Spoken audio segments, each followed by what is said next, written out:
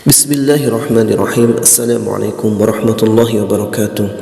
Alhamdulillahi rabbil alamin. Allahumma salli ala sayyidina Muhammad wa ala ali sayyidina Muhammad. Teman-teman yang beriman yang insyaallah dirahmati oleh Allah Subhanahu wa taala. Pertama-tama, marilah kita memanjatkan puja dan puji syukur kita kehadirat Allah Subhanahu wa taala yang mana atas limpahan rahmat, hidayah dan inayahnya kita semua hingga detik ini masih bisa dapat hidup, masih bisa dapat sehat, sehingga masih ada kesempatan kita untuk memperbaiki diri kita, untuk menambah pundi-pundi amal kita, untuk menjadi bekal kita menghadap Allah Subhanahu wa taala. Kemudian salawat beriringkan salam selalu kita sampaikan, kita curahkan kepada Nabi kita Muhammadin sallallahu alaihi wasallam.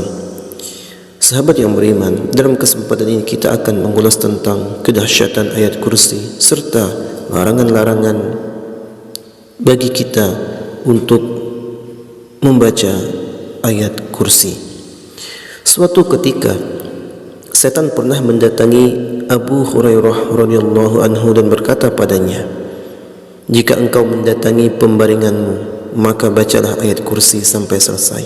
Dengan demikian sesungguhnya engkau berada dalam lindungan Allah Subhanahu wa taala, sehingga tidak ada setan yang akan mendekatimu hingga engkau mendapati pagi hari." Ketika Abu Hurairah mengabarkan hal tersebut kepada Nabi sallallahu alaihi wasallam, beliau berkata, "Dia telah berkata benar kepadamu meskipun ia seorang pendusta." Hadis riwayat Bukhari. Selain itu, membaca ayat kursi setelah salat fardu juga dianjurkan sebagaimana diterangkan dalam buku ayat kursi untuk perlindungan diri. Nabi SAW bersabda dari Abu Umamah, "Barang siapa membaca ayat kursi setiap selesai salat fardu, maka tiada yang menghalanginya masuk surga kecuali maut." Hadis riwayat An-Nasa'i, Tabrani dan Ibnu Hibban. Berkaitan dengan ini, ada sejumlah waktu yang dilarang untuk membaca ayat kursi. Kapan saja waktunya? Yang pertama, ketika rukuk dan sujud. Imam Al-Ghazali, salah satu waktu yang dilarang membaca ayat kursi adalah ketika rukuk dan sujud. Hal ini diterangkan dalam sebuah hadis. "Ketahuilah bahwa aku dilarang membaca Al-Quran saat rukuk dan sujud. Adapun saat rukuk hendaknya kalian mengagungkan Tuhan Azza wa Jalla. Adapun saat sujud hendaknya kalian bersungguh-sungguh untuk berdoa, karena saat itu doa kalian dijamin terkabul." Hadis riwayat Muslim. Sebagaimana diketahui, ayat kursi merupakan bacaan Al-Quran.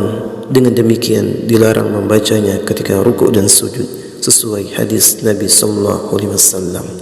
Kemudian yang kedua, saat berada di toilet.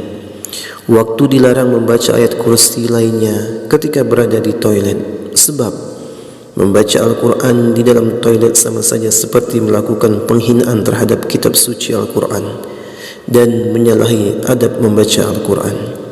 Kemudian yang ketiga, dalam keadaan junub.